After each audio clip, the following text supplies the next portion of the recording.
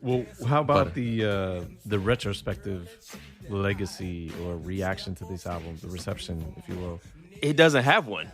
It doesn't have a legacy because it's in fucking limbo, right? Like it's stuck in.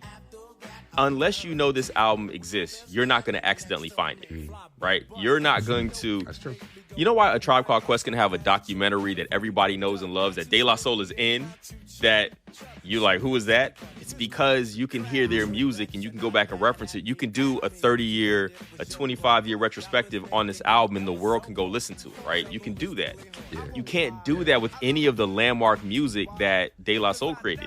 3 Feet High and Rising, and I don't even love that album like other people may have or whatever. Like I've never really liked it that much, though I do like specific songs.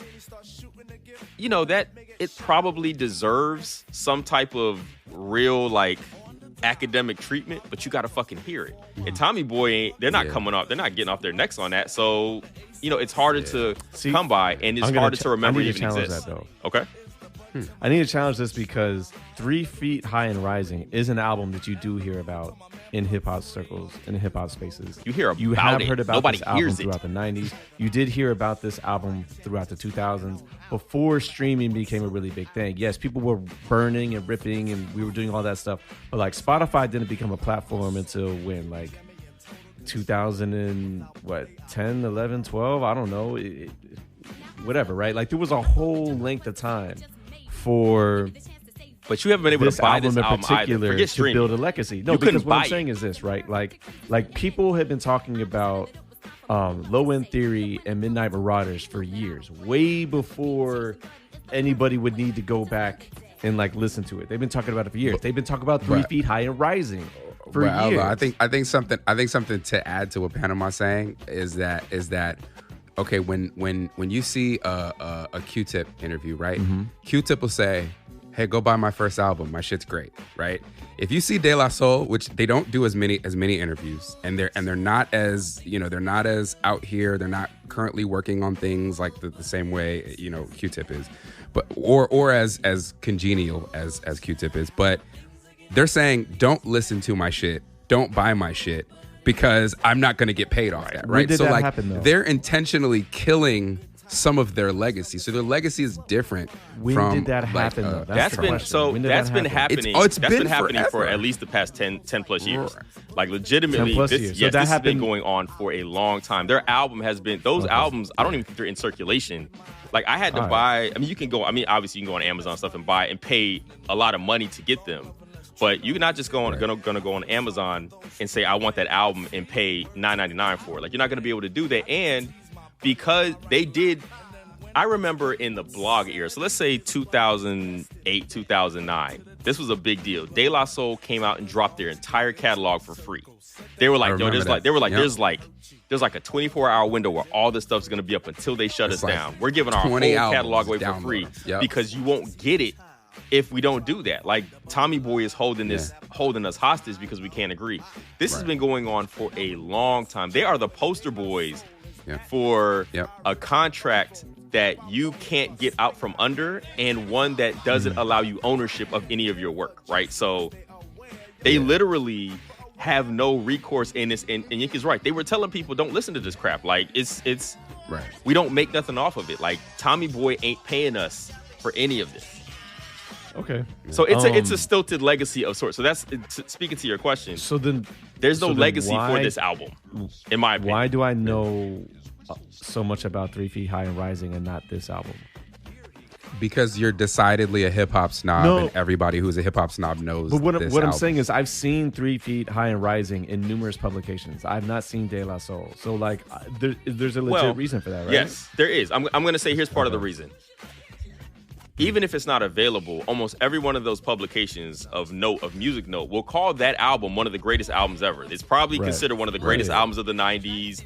De La Soul is Dead is probably in that same thing. They are, if you ever see lists of greatest albums of whatever, these albums do show up in there because of what they did pull off on very limited budgets, mind you, because De La Soul is Dead. You're into sampling. You understand how many samples are on this. You know what their budget for this album was $25,000. That was their whole advance for this whole album. That's the other piece of nuance that we're not talking about, right? Like like the style of sampling that they use on this, which I just call it all wall of sound, which that's probably a misnomer, right? Like that's really just for Hank Shockley and them. But the kind of thought process where it's like you take 10 different samples and you stack them all on top of each other and you put them all in the same key and then that's your beat. Like that's really, really fucking expensive. Mm-hmm. And that's why they don't make albums like that anymore.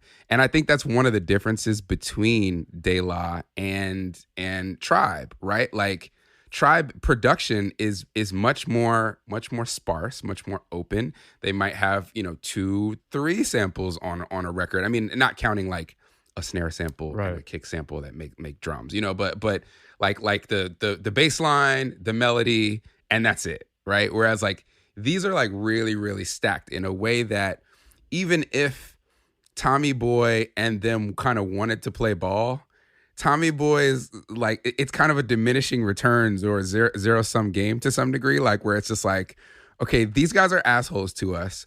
We're probably not going to make any money because once we put it out there, we're going to get sued. So we're going to have to try to retroactively clear all these samples, and it's fucking 4 million samples per song. So I don't know.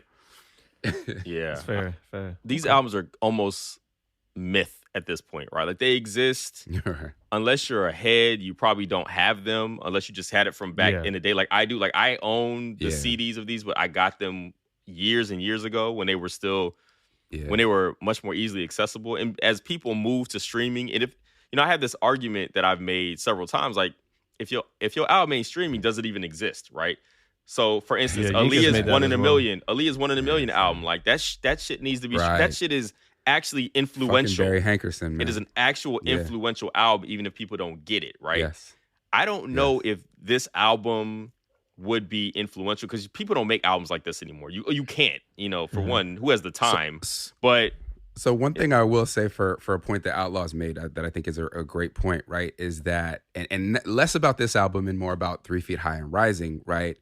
There was a period of time where people owned that album and like you would see that album cover and it almost, it meant something about the person, right? So people would have 3 Feet High and Rising and you'd come and it'd be sitting on their coffee table, right? Because they want you to know like, I'm the type of person that owns this album. Right. And I think like there's kind of a relevance to that as well. Like, and maybe De La Soul is Dead may not have that same kind of legacy or that same relevance, but De La Soul as a legacy act does have that relevance for certain people. I agree with that. So just they still were doing Rock the Bells. They were still out there touring, right? Like people, they are a show worth seeing to many people. Oh, hell yeah. They're great.